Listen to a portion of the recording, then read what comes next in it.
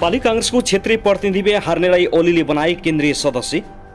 चुनावी घोषणा पत्र लेख्न ओलीको नेतृत्वमा 8 जनाको कमिटी। यस्ता छन् टप एन्ड समाचार। सत्तारूढ गठबन्धनमा सिट बाँडफाँडका 3 आधार। नेकपा एमाले लाग्यो चुनाव। एमाले अध्यक्ष ओलीले चुनाव चलाउने, वरिष्ठ उपाध्यक्षले घोषणा पत्र बनाउने तयारी। चुनावका लागि महत्त्वपूर्ण 2 जिम्मेवारमा आफैलाई राख्ने ओलीले बाँकी नेतालाई के काम। कार्यदलको बैठक सौदाहारपूर्ण र सकारात्मक भएको नेता वर्षमान पुनको भनाई। सिट बाँडफाँडबारे सत्ता गठबन्धनभित्र नीतिगत समझदारी। प्रमुख 3 कम्युनिस्ट पार्टीहरू होमिए।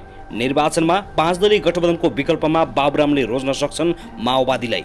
तालमेलका लागि सहमतिको मोडालिटी तयार गर्ने काम सकारात्मक रूपले अगाडि बढेको माओवादी नेता देव गुरुङको भनाई।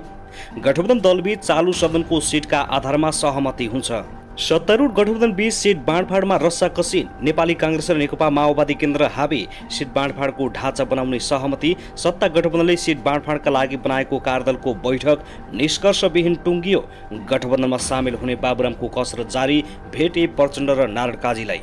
चितवनमा कोरोना संक्रमण बढ्यो। सक्रिय संक्रमितको संख्या 100 नाग्यो। कोरोना संक्रमण बढ्न थालेपछि कर्णाली सरकारले पनि थाल्यो लकडाउनको तयारी।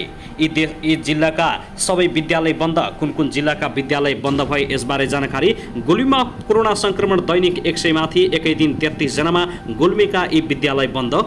नेपालमा सुनको भाउ आकाशिँदै फेरि बढ्न थाल्यो सुनको मूल्य। आज एकै दिन 1200 प्रति तोला सुनको भाउ बढ्यो। तोलाको कति पुग्यो यसबारे सम्पूर्ण जानकारी। पेट्रोलियम ढुवानी व्यवसायीले गरे पुनः आन्दोलनको घोषणा। भारतले लगातार पेट्रोलको मूल्य घटाउँदा पनि नेपाल आयल निगमले घाटा भन्छ। खुल्यो भर्ना खुल्यो। फेरि सङ्घ र प्रदेशको निर्वाचनको लागि म्यादी प्रहरीको लागि 1,20,000 म्यादी प्रहरीको आवेदन भर्न फारम खुल्यो। कस्ता व्यक्तिले फारम भर्न पाउँछन् यसबारे जानकारी। बन्चहरू प्रहार गरी श्रीमतीको विवश रूपमा हत्या। विद्यालयभित्रै बेहोस हुन थाले छात्राहरू आखिर किन। पूर्व वडा अध्यक्ष मृत फेला। रुकुम पूर्वका गाउँमा सडक नपुग्दा सबैलाई अझै सकस। सङ्घीय सरकार टुलु हेरेर बस्दै ट्रकको ठक्करबाट 1 जनाको मृत्यु। नागरिकता विधेयकबारे राष्ट्रपति भण्डारीको यस्तो कदमले गठबन्धन सरकारमा हलचल। प्रचण्डले दिए राष्ट्रपतिलाई ठाडो धम्की। नागरिकता विधेयक कुनै पनि हालतमा रोक्नु हुँदैन, नत्र राम्रो हुने छैन।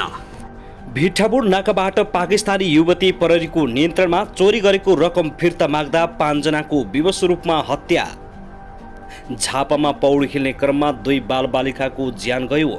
श्रीमानले शङ्का गरेपछि श्रीमतीले गरिन् छोराछोरी सहित आत्महत्या। श्रीमान प्रहरीको नियन्त्रणमा। सप्तरीमा 5 वर्षीय बालिकाको डुबेर ज्यान गयो। सामुदायिक विद्यालयले विद्यार्थीबाट कुनै पनि बहानामा शुल्क लिन नपाउने र अबदेखि एसी परीक्षा स्तरीकृत प्रणालीबाट सञ्चालन हुने। भुवन केसीको नियुक्ति विरुद्ध सर्वोच्च अदालतमा रिट दायर। 12मा 10,000 लिटर अवैध घरेलु मदिरा नष्ट। कक्षा 12को नतिजा भदौ तेस्रो हप्ताभित्र प्रकाशन गर्ने बोर्डको तयारी। अब हेर्नुहोस् पुरा समाचार।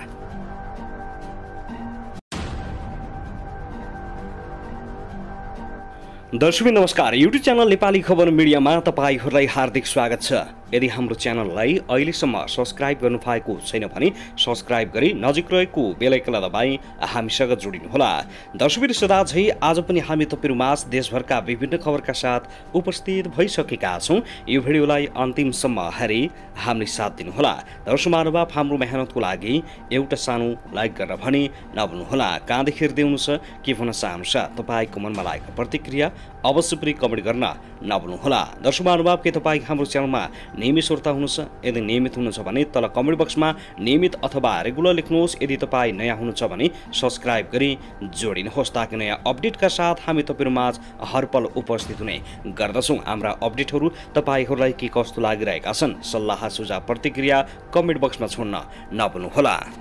दर्शकबिन आउनुहोस् आजको पहिलो खबरतर्फ लागौं। महतौरीमा अजय शाहको हत्या गरेको आरोपमा 5 जना पक्राउ परेका छन्। चोरी गरेको रकम फिर्ता माग्दा हत्या गरिएको प्रहरीले जनाएको छ। पक्राउ पर्नेमा महतौरीको लोहारपट्टी नगरपालिका वडा नम्बर 4 भई धनुषाको जनकपुरधाम उपमहानगरपालिका 7 मा डेरा लिई बस्दै आएका 32 वर्षीय जितकुमार यादव, 21 वर्षीय कृष्णप्रसाद यादव, जनकपुरधाम 4 घर भई वडा नम्बर 7 मा डेरा लिई बस्दै आएका 25 वर्षीय सन्तोष कुमार, अरहोई गाउँपालिका 2 पौडेश्वर घर भई छिरेश्वरनाथ नगरपालिका 3 महेन्द्रनगरमा डेरा लिँदै बस्दै आएका 21 वर्षीय किरण भन्ने पर्मिला महरा र 27 वर्षीय बिगुल मुखिया बिन रहेको प्रमुख जिल्ला अधिकारी महतोले जनाएको छ। असार 20 गतेदेखि जनकपुर धाम 7बाट बेपत्ता भएका 18 वर्षीय अजय भन्ने अर्जुन शाहको शव 23 असारमा महत्तरीको लोहरपट्टि 8 भगवानपुर चौर स्थित भरमरपुरबाट लोहरीपट्टि जाने भित्री सडक खण्डमा बाटोको पश्चिमी साइडमा फेला परेको थियो।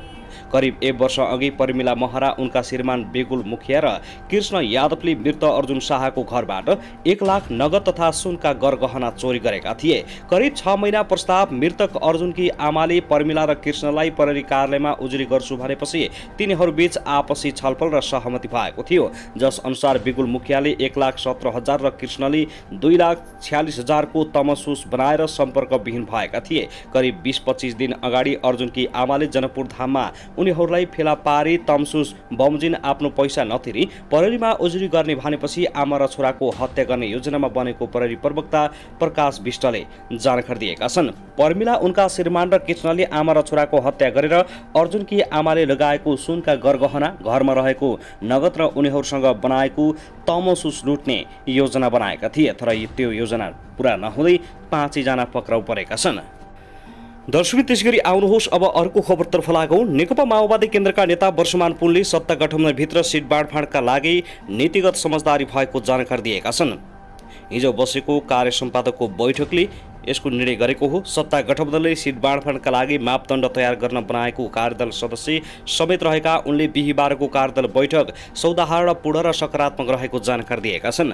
उनले हाल गठबन्धन दलका सदनमा रहेको संख्या 2079 को जनमत, पार्टीको संवेदनशीलता र आदिलाई ध्यानमा राखी सिट तालमेल गर्ने नीतिगत समझदारी भएको बताएका छन्। कार्यदलको बैठक सौदाहार पूर्ण र सकारात्मक रह्यो। बैठकपछि उनले सामाजिक सञ्जालमा भनेका छन्, हाल गठबन्धन दलका सदनमा रहेको संख्या 2079 को जनमत, पार्टीको संवेदनशीलतालाई आदिलाई ध्यानमा राखी सिट तालमेल गर्ने नीतिगत समझदारी भएको छ। त्यस्तै कार्यदलका अर्का सदस्य देव गुरुङले पनि सकारात्मक छलफल भएको जानकारी दिएका छन्। उनले भने सिट बाँडफाँडको सहमतिका लागि मोडालिटी बनाउने बारे आज छलफल भएको छ। छलफल सकारात्मक भएको छ। कार्यदलमा आज छलफल भएको विषयमा 5 दलले आफ्नो पार्टीभित्र पनि छलफल गर्ने बताएका छन्। मङ्सिर 4 गतेको चुनावका लागि सिट बाँडफाँडको मोडालिटी तय गर्न बनेको कार्यदलमा यसबारे छलफल सुरु भएको हो।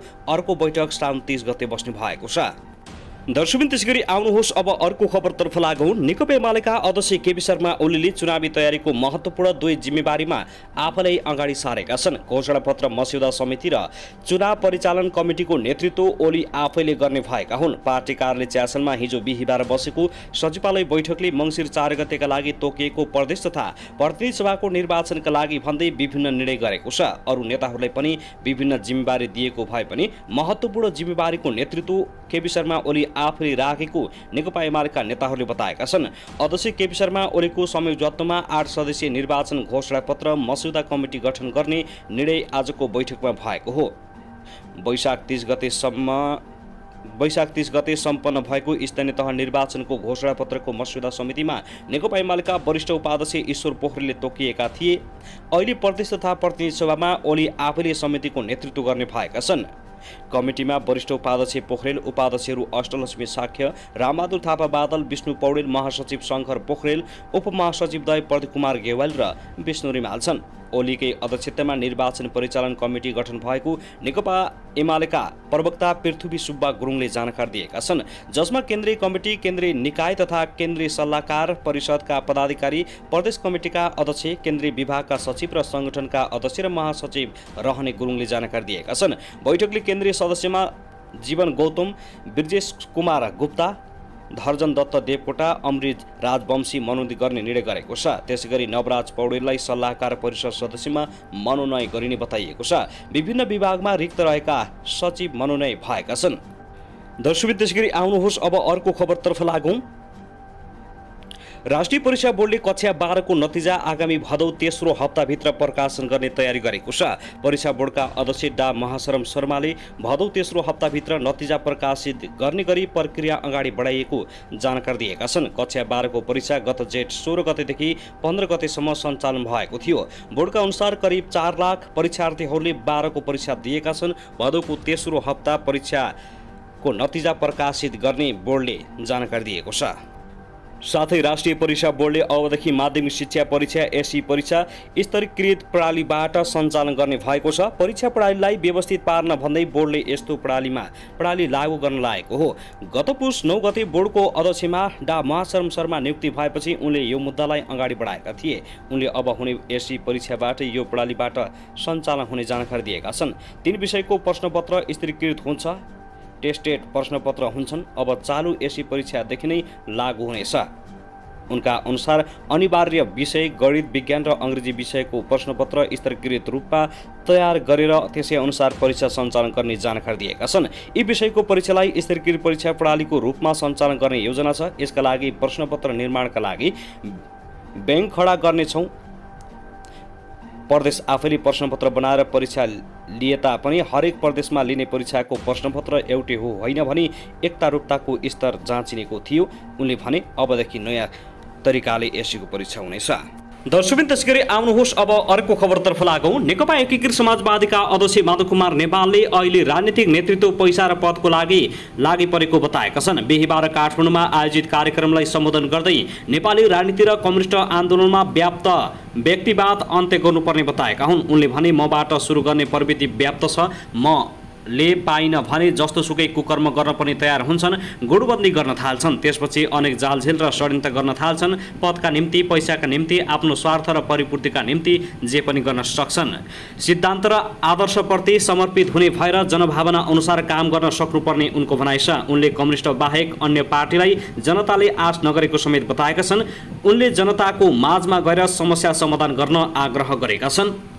त्यसैगरी आउनुहोस् अब अर्को खबरतर्फ लागौँ। नेकपा माओवादी केन्द्रका अध्यक्ष पुष्पकमल दाहाल प्रचण्ड र नेता नारायण काजी श्रेष्ठसँग नेपाल समाजवादी पार्टीका अध्यक्ष बाबुराम भट्टराईले भेटवार्ता गरेका छन्। बिहीबार बिहान हात्तीवनमा प्रचण्ड र नारायण काजी श्रेष्ठसँग अध्यक्ष भट्टराईले भेटेको उनी निकट नेता विश्वदीप पाण्डेले जानकारी दिएका छन्। उनले भने पार्टी दर्तापछि उहाँले शीर्ष नेताहरूलाई भेट गर्ने कार्यक्रम छ। त्यही अनुसार अस्ति प्रधानमन्त्रीलाई भेट्नु भएको थियो, आज प्रचण्डजीलाई भेट्नु भएको हो। भेटवार्ताको क्रममा चुनावी तालमेल र गठबन्धनबारे छलफल भएको जानकारी दिएका छन्।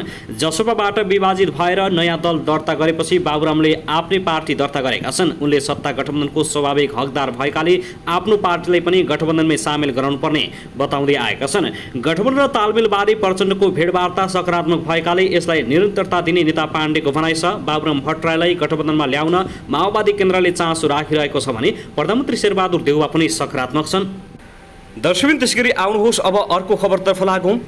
नेकपा माओवादी केन्द्रका नेता देव गुरुङले नेपाल सामु सैन्य युद्ध आतंकको खतरा रहेको बताएका छन्। बुधबार काठमाडौँमा नेपाली चलचित्र काँडेदारको बारेमा जानकारी दिन आयोजित कार्यक्रमलाई सम्बोधन गर्दै विश्व साम्राज्यवादले अहिले नेपालसहित पूर्वी मुलुकमा इन्डो प्यासिफिकको सम्झौता अगाडि सारेर सैन्य युद्ध मचाउन लागेको बताएका हुन्। पश्चिममा नाटोलाई अगाडि बढाएर युक्रेनमा युद्ध मचाइरहेको उल्लेख गर्दै नेपाललाई सैन्य अड्डा र द्वन्द्वस्थल बनाउने खतरा रहेको दावी गरेका छन्।